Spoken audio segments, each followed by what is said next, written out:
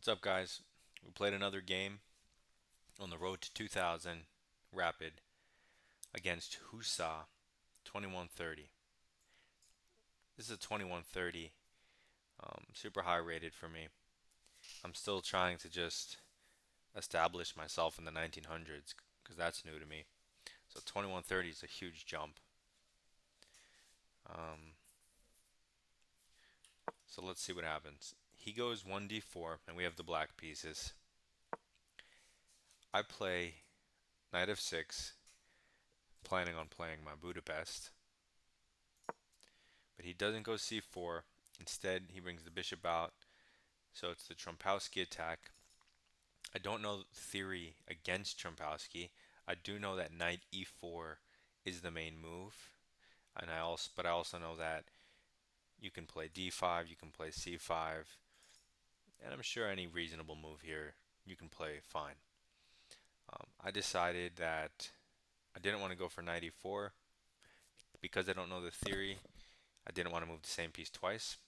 And so when you don't know theory, you just stick to development and center. So I said I'm going to play d5, which is what I did. And if he takes, I'm going to take with the g pawn, kind of resembling the Bronstein-Larsen caro-kann, um, but possibly maybe improved because there's a pawn still on d5. I don't know. Either way, I would have some familiarity from there. So I played d5. He takes, and I capture. So kind of Bronstein-Larsen-y without, I guess, this in. So he goes c4, and it turns out this is still theory, just logical moves, but he knows the theory. And you could take here. It looks like you could take, but that looks like a bad move to me because you're taking away from the center and you're wasting time moving the same piece again. So I'm not even considering that as an option. I'm considering which move do I want to play in the center. And so if I want to kind of try to transpose to caro-kann, I can go here and hope that, I don't know, he plays e4 at some point or something, but that's weird. c6 looks a little passive for no reason. He's not even attacking me. So I didn't do that. And the only moves that really make sense to me are e5 and knight c6. I didn't want to play e5 immediately, even though it's fine, just because I didn't have any pieces developed. So I wanted to just develop my knight first. So I brought the so I brought the knight out to develop a piece because I do want to castle queenside anyway. So developing a queenside piece makes sense. Now it looks like he can just take, and then if I capture with the queen, he could bring a knight out, and that looks like you're not supposed to do that. You're not supposed to give them the tempo. But in that case, this pawn would be hanging, and I could take with the queen, and I want a pawn. So that's why I played knight c6. I didn't try to defend this pawn in any way with a pawn, which I think a lot of um, lower rated players might try, is to defend this. But instead I develop a piece. He does take, so I do have to take with the queen. And now I have, you know, centralized queen, which can be a bad thing, but at least I have a minor piece out, and he's got nothing out. And I'm 2 moves away from castling, and he's 4 moves away, or 3 moves away. So the opening can't be bad for me. As black, I would rather be black here. Not as I would rather be black here. So he defends his pawn so that he can kick me without losing the pawn. And he opens up his bishop. It's just an obvious move. So in this case, now I go e5. So the plan with putting my queen here was when he does do this, I will be in time with the pin. So I don't have to move my queen, and therefore I don't give him a free tempo, and I should be fine. Um, Now to open up this bishop, I can go e6 or I can go e5. E6, a lot of people might pick, but it blocks in your bishop and it doesn't strike the center. E5 opens up both bishops diagonal, keeps them open, and if he ever takes, not only does it fix your pawn structure, but you get the queen trade and his king's in the center. So he can't take. Um, so it just adds extra pressure to this pawn, a third attacker, and it opens up your bishop. It's just a good move, the best move, and I play it. He does the natural thing, brings the knight out, hits the queen. To, to make sense of everything I've been doing, I have to play this move to pin the knight so that the queen can stay on its nice square. He goes and he breaks the pin, therefore attacking my queen, even though his would be hanging. And here, I made just a noob move. I saw my queen was hit because he broke the pin, and I didn't want to move my queen and then give him a tempo. So I have a good move here that I didn't even consider, and I should have, because developing moves are the best. I instantly thought, the noob mindset, something's attacked, gotta defend or gotta move it, which is wrong because I missed bishop e6 resource here, which develops a piece, which is awesome, prepares long castling, which is awesome, and works tactically, which is really the only reason you can play it, and the really only reason I didn't even consider it is because after you play this move, he can take your queen. So you have to calculate that. You take his queen with check. You both have a queen. He takes a minor piece. You take a minor piece, and your position is way better. I didn't see that. I didn't even look for that. I just instantly said, I don't want to move my queen. I'm just going to take his knight off the board and leave my queen where it is, and then develop my bishop. But developing your bishop immediately is definitely way better. So I took the knight. He took back with the pawn, and everything's fine. Again, now it's my turn. I'll have a second minor piece developed. He'll still have 0. So I'm happy with this. And this whole time, through all these moves, the evaluation apparently is completely even. So it's a good game, but I would definitely rather be black. Um, my turn. I should have moved my bishop, I don't know, somewhere like this.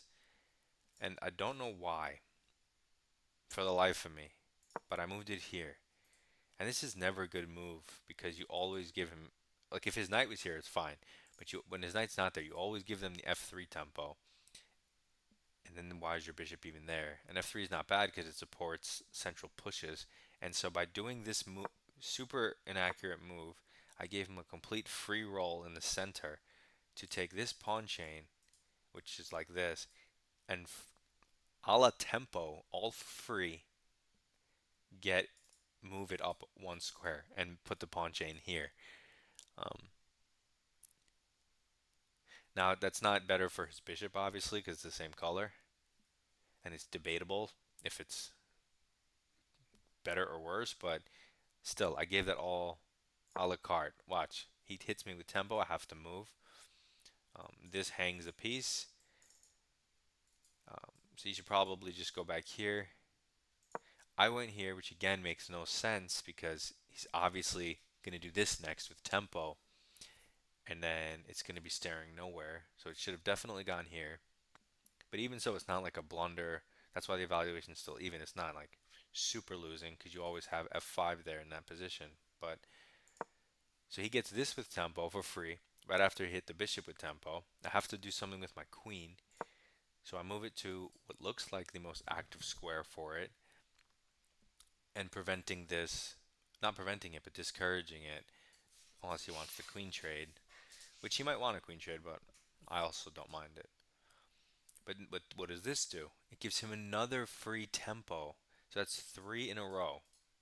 I didn't get to do anything. I didn't get to improve my position, and he gets 3 moves in a row. And now I have to move my knight away from the center, all because of this inaccurate move that I didn't bother calculating. I just said develop and moved. So now I have to move my knight, or do I? I castle because it's a way cooler move, and I'm fully developed. He did just get 3 free tempi, and yet he still has this 3 free moves in a row. So now it's his move, and I'm not material down, and he's not a pawn up or anything, and I'm fully developed. This is how I like playing black. He develops a bishop, which makes sense, but the key of this move is that it breaks the pin. Therefore, the knight is hanging, and I should probably move the knight. I moved it here because I had a weird idea. I could have moved it here to support f5. That's probably just a faster move. I moved here, and this has 2 options. The first option is to develop it this way and plant it on c5, which is a very nice outpost. That's one good plan. The other plan that I had but didn't was the wrong plan is pushing c6. Now normally I would never push a pawn in front of my king, but I saw that his pawn's here and I could leave it there. I could never take it. Therefore his rook will never be able to go past his own pawn, and it's very safe for me. I also thought it would chip away at the center and open up my rook. I also thought if he takes, my knight comes out, even though now that I look at it, the knight, what's it really doing there? I guess it would have to try to get to c4 at that point, but my plan is kind of long-winded, and the problem with c6 is he's obviously not going to take, and what I didn't even realize is all he has to do, normally it looks like I could take, and if I take, that's really good for me, but all he has to do is support it again with c4, and I didn't even bother considering anything. I don't know, I was super lazy or something this game, and then I'm not going to take because he's going to reinforce it. My rook's still dumb, and now my king is open, and what's the point of all that? And so the knight here is fine if you're going to do this, but not fine if you're going to do this. So I move back. He develops his last minor piece. Now I should just bring my knight here or play f5. And I didn't realize this f5 move. I should have played it at so many, like basically every turn, and I missed it. And the idea is I'm undermining this. If he takes, this pawn hangs, and that can only be good for me. I would definitely trade this double pawn for this central pawn, and it ruins his pawn chain. And if he doesn't take, then I take, and regardless of how he takes back, I can even f5 again with the same threat and same concept, and it opens up my bishop. So f5 is just super strong. Great move. But instead of improving my knight or doing this, I said let me improve the last piece that I haven't touched. And at the same time, it will attack a pawn, get a lot of piece activity, and also if he castles, you have bishop takes pawn because it's pinned. And so it is a threat, and it comes with a hidden threat, and it's a developing move. So I figured, how bad could that be? Unfortunately, f5 is just stronger. Okay, fine, but it's still a solid move. It's not like it's a losing move. The thing is, because I didn't play f5, another thing that I didn't mention about f5 is he can't play g4. In addition to all the other wonderful things, he can't play g4. So by doing this rook move, he doesn't have to castle. He's not going to castle. He's going to do this. And now you have to put your bishop back here, which looks ridiculous. And still you want to play f5, but in order to do that, you got to get rid of this pawn, deflect it so you could push f5. Um, so yeah, at this point, I knew I made a bunch of inaccuracies. The position is still even, but I could have been better. That's all I'm saying. I'm not saying like I blundered horribly or I'm complete trash. So rook here, he develops a piece to an open file towards my king. Makes perfect sense. Here I can play h5, opening up the g file again and deflecting this pawn so I can push f5 through again. Great move. h5 makes a lot of sense. Again, developing the knight makes a lot of sense. Um, those would be the two moves if I had to do it again. But instead, I played c6, and c6 would be good if not for c4. But he has c4, and this doesn't lose because he can never take it. Like he can never weaken my king. Um, but it doesn't really do anything for me either now. It's kind of just a waste of time. He plays c4 to reinforce it, kind of saying this is dumb. And now the queens are looking at each other. I figured I could play this endgame um, without too much worries. Yes, he will have a passed pawn here if I take, but I'll also can get an outside passed pawn eventually in that pawn structure. So seemed fine. I took, and my queen didn't really have too many good squares. It could have moved, but this seemed like a solid enough choice. I played it. And now what? Well, it's a bit rough. I don't have many moves. h5 comes to mind. Once again, to deflect this and to open the g file. You can try to improve the knight, try to get it here again. Or another move that comes to mind is first improve the king and then improve the knight. So this pawn is defended. I improve the knight immediately, saying if he wants to take this, I'll just take back with the pawn, and I'll put my king here, and I'll contest his rooks, and he won't be able to infiltrate. Not to mention this covers this square. So I move this out because this looks like a great outpost that he can't challenge for at least a couple moves with his knight. It'll take two or three moves. So he brings his knight to the board preemptively, maybe. Also, maybe if I take and takes, he has this square. So just bringing it closer to the action. Now I improve my knight to its best square, pressuring this, although I don't plan on taking it at this point, and just keeping my knight on a really good outpost. Also defends his pawn in case that matters. He moves his rook here. I don't like this move. I'm not sure what it does because I have no. If I take, obviously it's a great move, but I have no intention of taking. He can never open up the C file, so I don't know.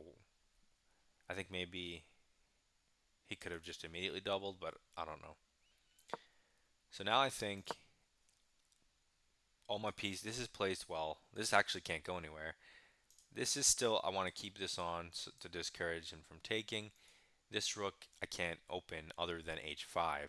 So I really only have like one move that makes any sense. Maybe king improvement makes sense too, actually. But h5, immediately hitting this, still perfectly equal game. Um, very imbalanced, a lot of fun actually. And what he does is he defends it. So I know that when I take back, there's going to be a pawn here. It's not going to be him taking with an open g file. There's going to be a pawn on the g file. So if I want my rook to be active, I have to move it to the file that's going to be open, which will be the h file. So I move it to the h file so that when I take and he takes, I have an open file. And he's not going to take this way because then this is weak. I can plant my rooks here and double and pressurize him. So he also prepares for the open file. So we're kind of just like at a weird standoff. I take the pawn. I guess the only other option I could have done would be to double my rooks and then take the pawn. But I feel like he also could have doubled his rooks. And no, he couldn't actually, because then he loses the rook. Yeah, I probably should have doubled rooks first, maybe a little more accurate, but I think taking's fine too. Um, and still, I do like this here. Although doubling the rooks is interesting. So he takes, makes sense this way. And here, if I take him and he recaptures, I can't put a rook to the file. It's not a big deal because he can't also come in. This doesn't do anything because defended. He can't go to this square. He can't go to this square. So it's not like he infiltrates or anything. But I didn't see a point to taking either. So I didn't take and I said, how do I improve my position here? And so I went king c7. Just moving it up, closer to the center, defending these two pawns, opening up rook mobility this way. Because he also doesn't have any obvious moves. He can't push this. He can't push this. Trading for him doesn't do anything. Just gives me. Actually, it's really bad for him because I can infiltrate and he can't. Um, his knight doesn't do anything. Can't go anywhere, right? His bishop's stuck behind his pawns. His rook's not actually threatening anything down this file ever. So he's stuck. He can kind of launch this pawn, I guess. But as soon as it gets here, maybe I'll just allow it actually. Either way, there's no threats. So I just improved my king. And also, it covers d6. He never really has anything. So what does he do? He goes bishop c2. And I had another Chrome tab. Like I have multiple Chromes open. And I went to look at something. And when I came back, he did this move. And immediately, my childish mind goes, he moved his bishop away. That reopens the pin. I'm a genius. Let me go knight e6 because he can't take. And then I'll just plant it here and GG. Look at that pressure, or somewhere, you know, probably here, and I get it for free. He can't, because good luck getting there without that sequence, right? And if I can get there, that looks like a super super move.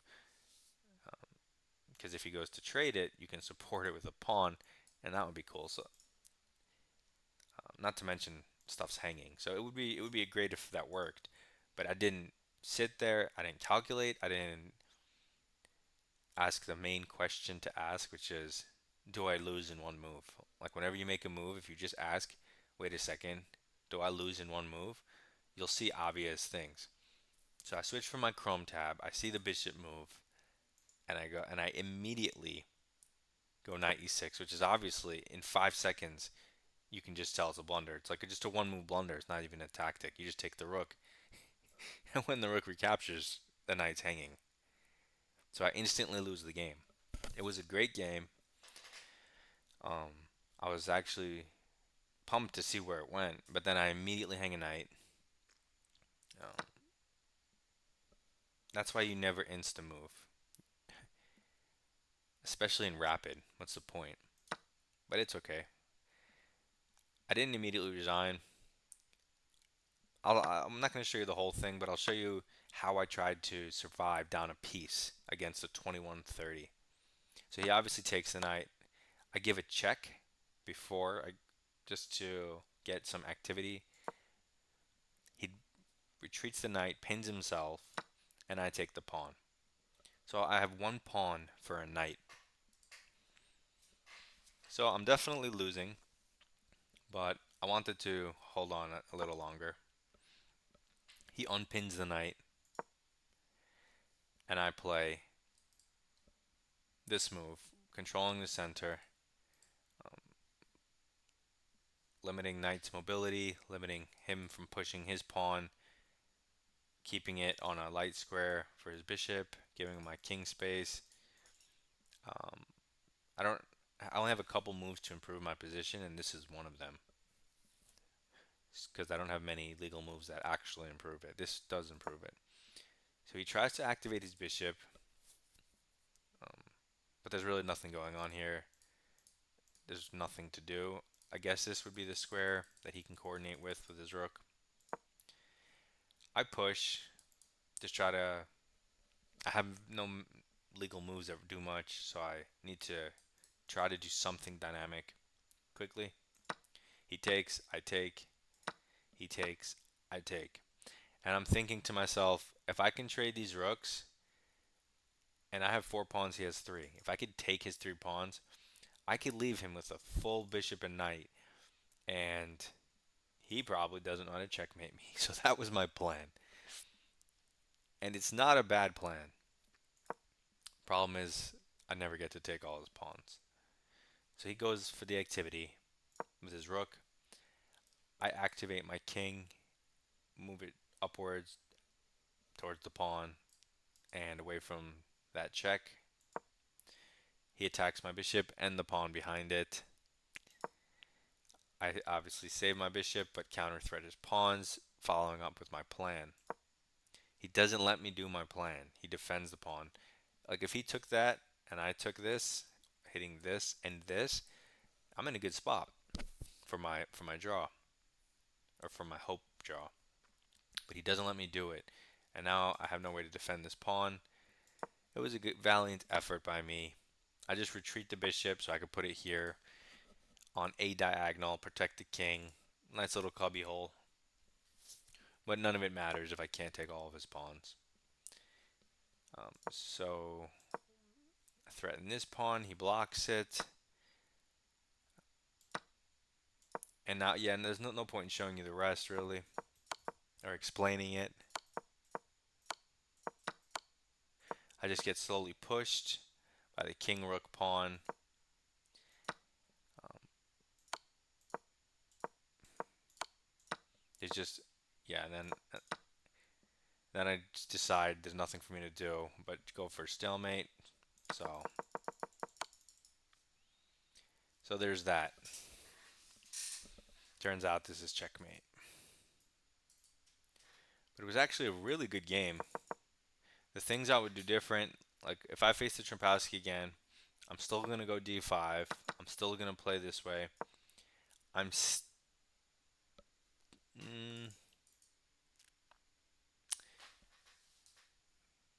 I think I'm still going to go knight c6 before e5.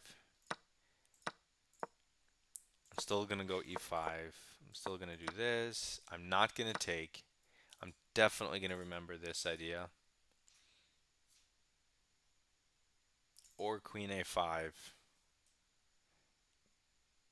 And then, yeah, queen a5. This or queen a5. Taking would be the third option. So there's that. This move just completely changed the nature of the position and was a throw. It was just the position says 0.3, but it's just a hard throw. It's just a hard throw. This makes way more sense. The problem is if you go here, there's stuff you have to calculate with this because you need to move your queen in such a way that this pin, this fork, doesn't win a piece. So that's kind of annoying to calculate. This is a great square, is a great diagonal. I just don't like the eventual support and push of e4. Although I think I can prevent that because he doesn't have that many convenient ways to support it.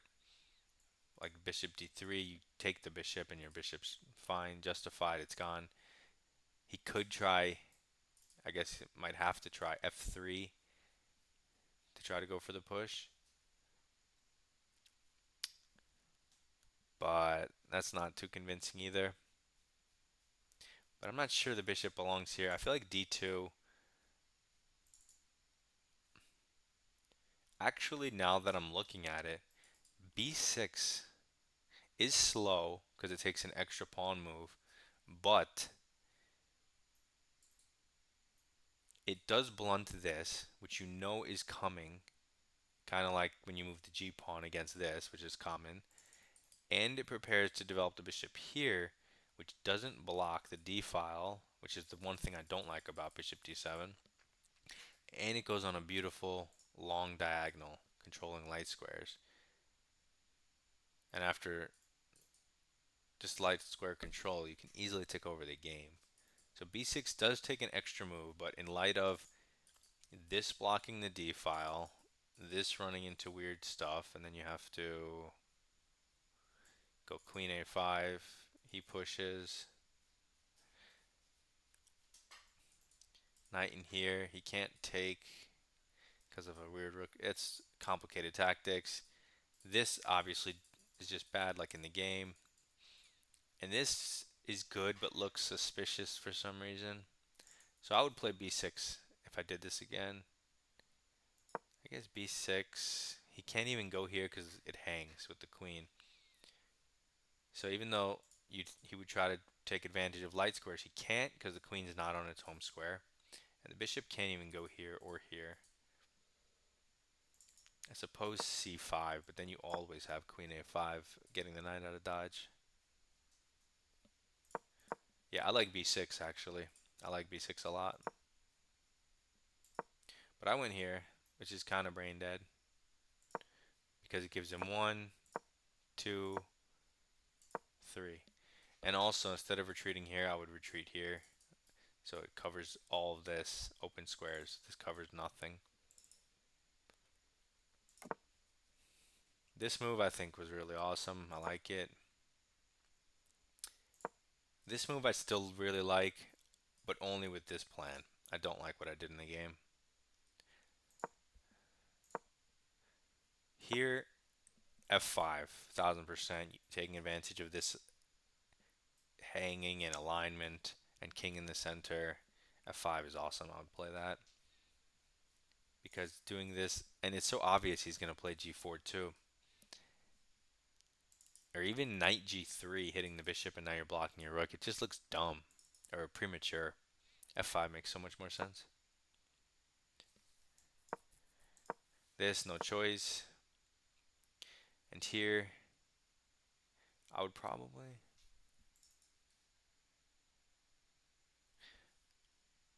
No, I would start by developing the knight before h5. I feel like the knight on b8 is just too undeveloped. So I would do that. I would move it to knight d7 instead of this. I stand by this. This is fine. Fine. Fine. Fine.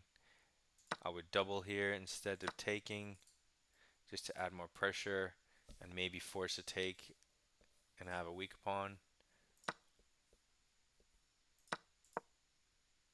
I like the king move. And then obviously here, don't play knight e6. Take the rook, then play knight e6. Now he can't trade. He also can't stop you from going to the light squares.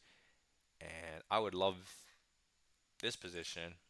I mean, obviously getting f5 in earlier is a way better position, but for what it is now, I would much rather have this knight than this bishop.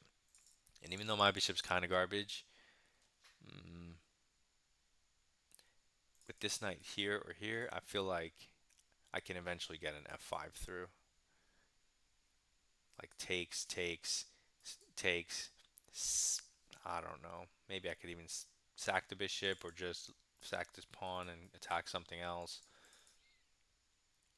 Either way, it felt like how can I lose it if I do this, but I didn't even look at the rooks.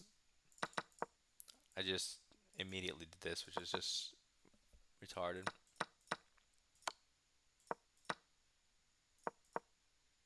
Yeah, and then whatever. The rest doesn't actually matter. So, okay, this guy crushed us with a 2650 performance. Very nice. Very nice. Compared to my meager 2300, not even a GM. GMs don't play 96. This guy had 94% accuracy. So you already know we reported him. 85, not bad. My mistakes are pretty obvious now that I look at them. But for some reason, in the middle of a game, I don't know, it looks completely different to me. But either way, we're 1962. We're getting closer and closer. We're stabilizing in the 1900s, at least above the 1950 mark, which is nice because that's like up 100, like almost 150 points in a month, which is actually huge progress for me. Yep, we're almost there. We'll keep on going. I need to stabilize and get more games in to confirm my knowledge of the openings and stuff because you easily forget because you play one Ronson Larson and then maybe you'll play another one like 15 games down the road and you'll be like, oh, I forgot all that shit. So, need to get in some games. We'll keep going on to the next one.